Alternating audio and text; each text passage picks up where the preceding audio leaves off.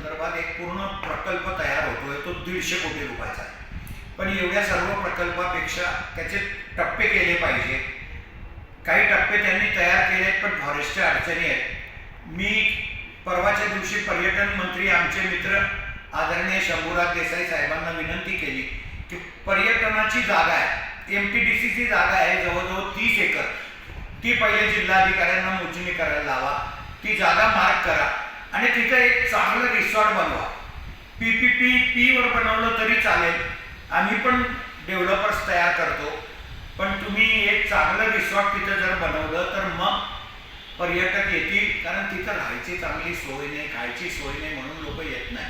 आणि जर चांगलं डेव्हलप झालं तर 100% लोक गुजरात, महाराष्ट्र आणि मध्य प्रदेशचे लोक तिथे येतील. त्यांनी ते मान्य केलं.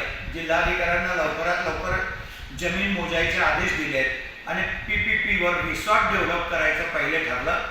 जर PPP वर नाही चाललं, समजा प्रोत्साहन भेटलं, तर मग शेवटी MTDC स्वतः करणार आहे. मोजणी फक्त 1 महिन्याच्या आत करणारे जिल्हाधिकारी महोदय, आणि जागा मोजणी करून MTDCला दिली तर पुढची प्रोसेस लगेच चालू होऊन जाईल. नमस्कार. आम्ही माननीय मंत्री महोदय आदिवासी विकास उईके साहेबांना विनंती केली होती मागे. मी स्वतः त्यांना सांगितलं होतं की महाराष्ट्राचे लाखो भाविक तिथं जातात आणि दुर्दैवानं तिथं काहीच व्यवस्था नाही आहे. गुजरात सरकार करत आहे, परंतु महाराष्ट्र सरकारने सुद्धा महाराष्ट्र आदिवासी भवन बनवावं अशी मागणी केली होती आणि मी 10 कोटी रुपये सांगितले होते. साधारणतः त्याला 11 कोटी 60 लाख रुपये बांधकामाला लागतात आहे आणि इतर बाबींसाठी 2-3 कोटी असे 15 कोटी रुपये लागतील. माननीय मंत्री महोदयांनी ते मान्य केलं आहे, परंतु त्यांचं म्हणणं असं आहे की ती जागा महाराष्ट्र शासनाच्या नावावर असली पाहिजे.